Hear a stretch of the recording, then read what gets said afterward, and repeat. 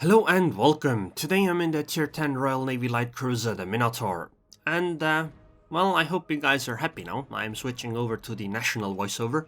However, I don't promise that I will keep using it.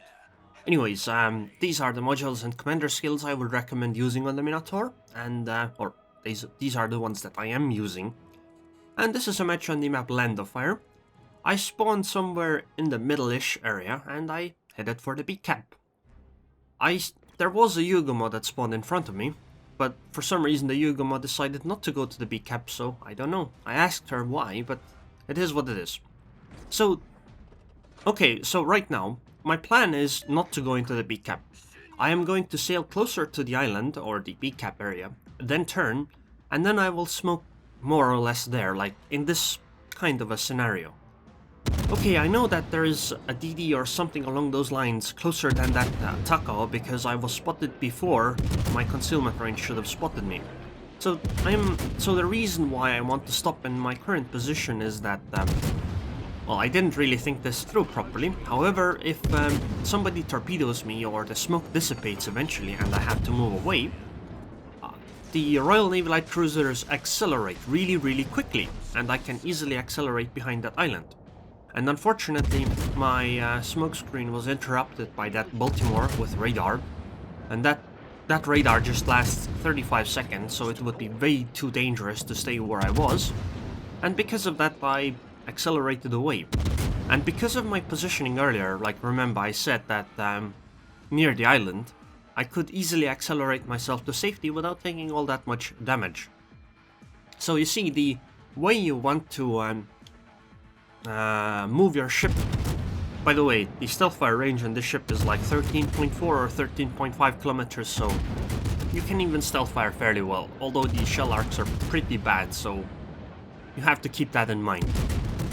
Okay, so the way you want to position your smokescreen as a Royal Navy Light Cruiser is you want to be near an island, but not behind it, because you want to have better line of fire, essentially. And, you know, the ability to torpedo as well. By the way, look at that damage on the Izumo. Jesus Christ. I wonder how the weather for the Izumo was. With slight overcast and a chance of steel shells. Anyways, so you want to position your ship in a way where you are near an island and your nose is pointing in a direction that would take you behind an island, because Royal Navy Light Cruisers accelerate very quickly, or very fast, and that can easily take them out of harm's way. They don't accelerate well, you know, in the backwards direction because it's backwards. You don't really utilize it as much. But yeah, essentially that's the kind of positioning you want to do a lot on Royal Navy Light Cruisers if you can, because that will keep you safe once your smoke dissipates or, you know, you get spotted by radar or hydro or torpedoes or, you know, anything that makes you move away. So look at this damage, this is just crazy. Yes, I am spotted and somebody does have me in their sights, but I'll just take the risk. I think that the Minotaur is incredibly powerful. Much more powerful than I actually initially thought. Because these AP shells are just able to penetrate, well, they just pen, and they pen, and they pen, and they pen, and they deal so much damage to battleships. Look at this, the game has lasted 4 minutes and 40 seconds, I have 80,000 damage. I haven't hit a single torpedo. This is just with my main guns. And most of it has been at range. So I'm gonna stop somewhere around here. Again, my nose is pointed in a direction where I can go behind an island. So the downside of the Minotaur is that or well, Royal Navy Light Cruisers in general, is that they are very fragile. And, well, that is a pretty big downside, to be honest. Because, you can just be deleted. You had 20,000 HP, you take one bad salvo, you're dead. Well, even full HP can just disappear immediately.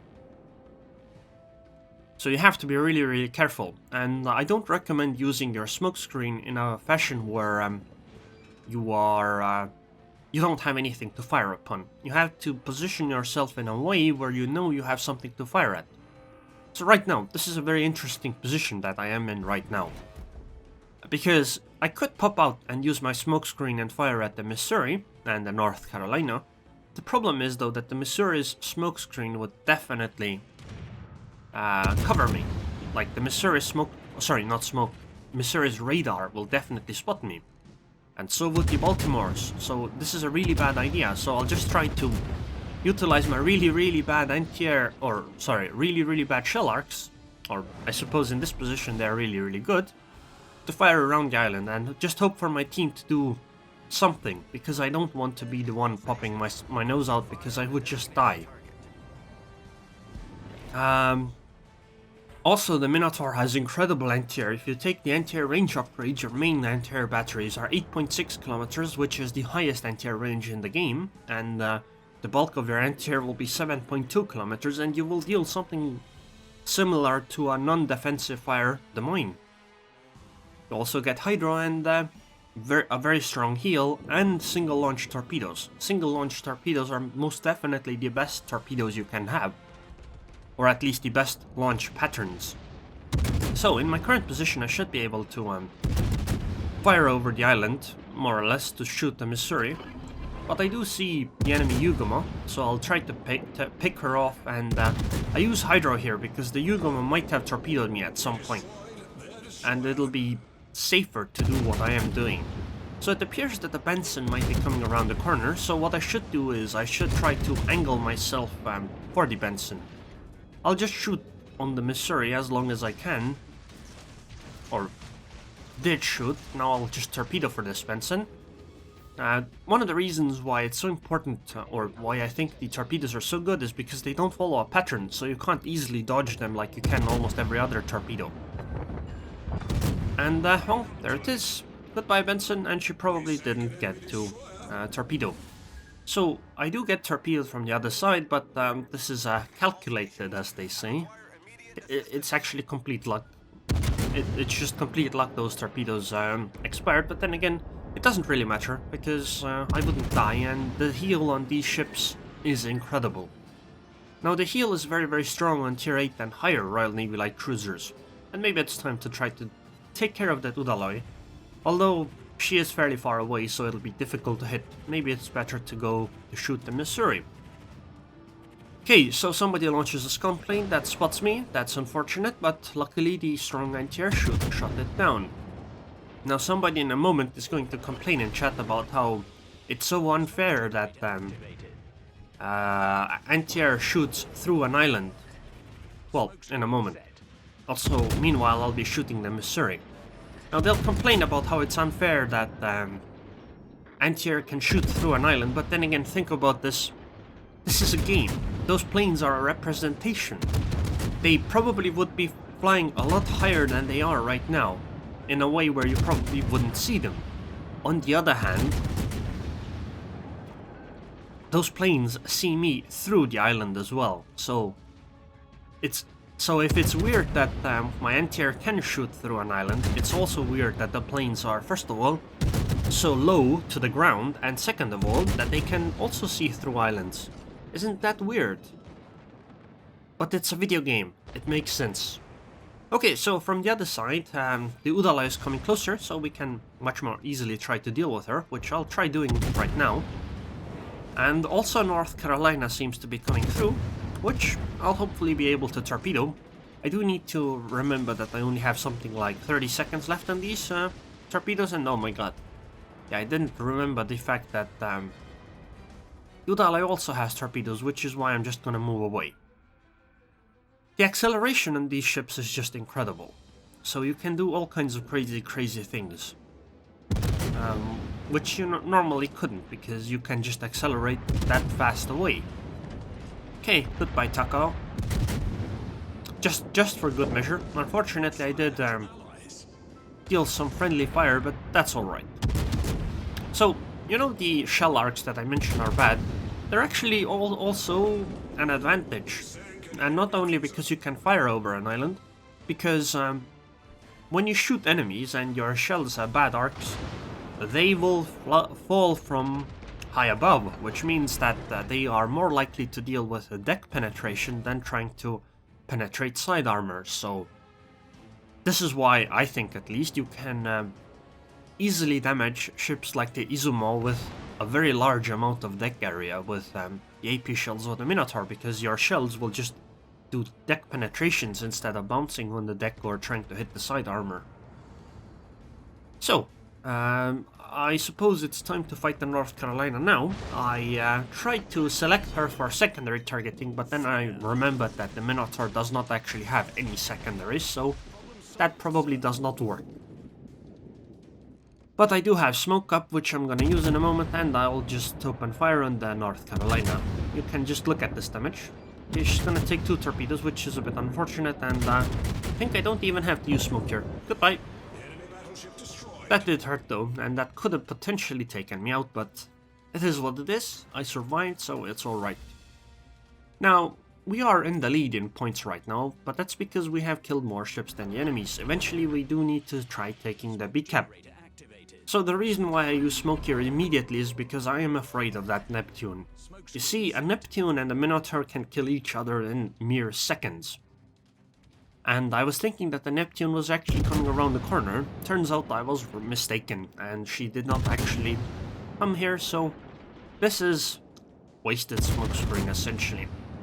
I'll try to take as much advantage as I can of it while trying to fire at the Zal, but honestly this was just wasted. But if the Neptune had come around, that would have been very, very useful in my opinion. So, oh, an Udalai is actually coming around. Good enough, I suppose. Let's try to finish her finally. You know, one thing the Royal Navy light cruisers are not as good at doing is killing destroyers, because while if you fire HE, you can fire at pretty much any point on the destroyer. Also, torps incoming, so I need to accelerate away from my position. So, with HE you can fire essentially at any point on a destroyer and deal damage, and you kill them by just hitting them with enough shells. However, with Royal Navy light cruisers, they can still angle towards you. While it won't be perfect, you'll still deal damage with AP, but you'll deal a lot less. You need to fire way more shells than you would with HE. So right now I don't know what the hell I was doing, why I didn't immediately fire at the Udalai. It was a bit of a mistake, to be honest.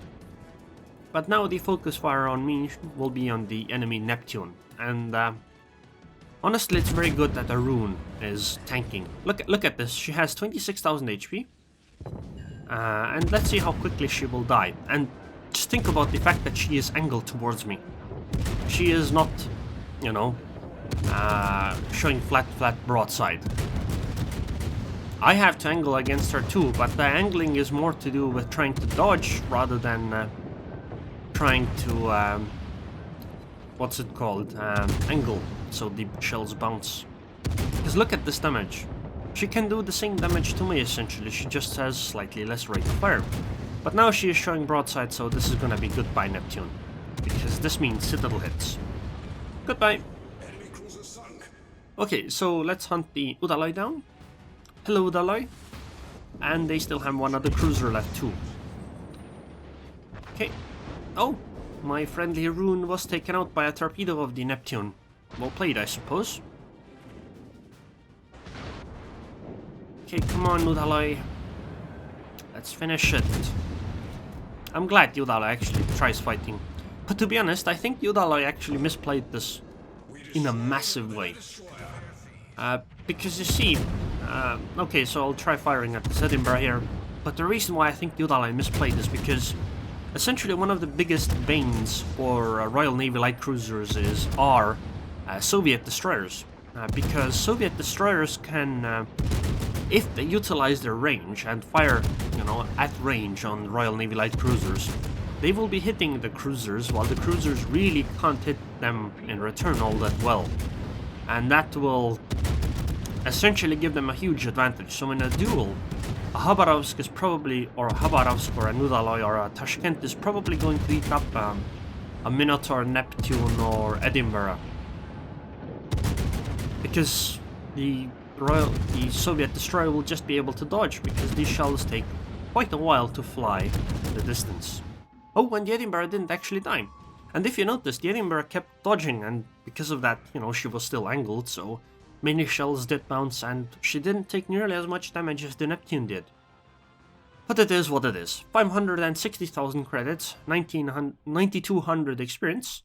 Confederate, Kraken Unleashed, Devastating Strike, High Caliber, 188,000 damage, 433 shell hits, 6 Scout Plane Shutdown, and the shell hits are, the majority are penetrations, and 6 ships sunk, that's half the enemy team, yet only 4 Citadel hits. So team score panel, 2739 base XP, a strong result, and obviously carried the game, although it doesn't mean that my team wouldn't have won without me though, but 6 kills kinda means I did quite a lot. This is how the damage went. Torpedoes only did 7,000 damage, 1 million potential damage taken, yet I did take 49,000 damage. Credits and XP, 246,000 credits. Yeah, even without premium I would have made a profit. So anyways, if you like this video then like it, if not then well dislike it, and I would like to thank the patrons on Patreon. I have a new patron, thank you very much for your support, Anu Clear Sky, and I hope I see you guys next time.